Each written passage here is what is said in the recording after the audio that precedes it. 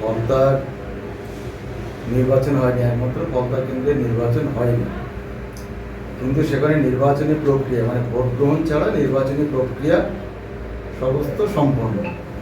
তবে এখন উইথড্র করলেও অফিসিয়ালি উইথড্র হয় না, ওনার নামটা থেকেই যাচ্ছে। এবং যেহেতু উনি ছাড়াও মানে অন্য প্রার্থীরা রয়েছেন ওখানে নির্বাচন হয়। এখন দ্বিতীয় প্রসঙ্গ যে উনি এই মুহূর্তে কেন ছাড়লেন না কিছু, সেটা হলো ফলতাতে দীর্ঘদিন পর্যন্ত কোনোরকম নির্বাচন হয় না। নির্বাচনে মানে স্বাধীনতার পরে অনেকেই ওখানে ভোট দিতে পারেননি, এই ফলতায় বিশেষ করে তৃণমূলে অনেকে ভোট দিতে পারেননি ওখানে। এবং কীভাবে ভোট হয় তার কিছু নিদর্শন এই নির্বাচনের আগে আমরা ওখানে দেখেছি। এবং আমি হিন্দু মুসলিম ব্যাপারটা না বলতে চাইলেও একটা এ বিষয়ে সন্দেহের একটা মেরুকরণ তো হয়েছে।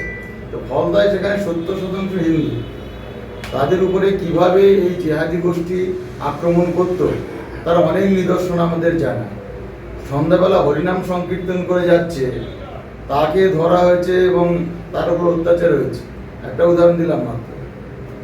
তো সেখানে যখন এবারে নির্বাচনের পরিস্থিতি তৈরি হয়েছে, নির্বাচন কমিশন যখন নির্বাচন করার ব্যবস্থা করেছে, প্রত্যেকে ভোট দিতে পারবেন এটা যখন নিশ্চিত, সেখানে জাহাঙ্গীর নিশ্চিত ও নিজে বুঝতে পেরেছে।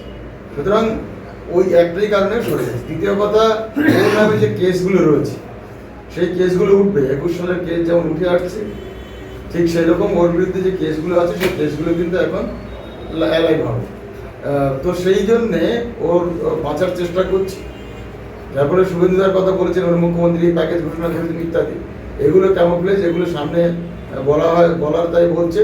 ও ভয় পেয়েছে, নির্বাচনে হারবে সেটার ভয়, এই কেসগুলো উঠবে তার ভয়, কোনো কিছু থেকে নিষ্কৃতি পাবে না। এবং ওর বিরুদ্ধে যে কেসগুলো রয়েছে, মারাত্মক অভিযোগগুলো রয়েছে, সেগুলো গণতান্ত্রিক মানে এটা কোর্টেই প্রমাণিত হবে এবং ওকে জেলের গভীরে যেতে হবে।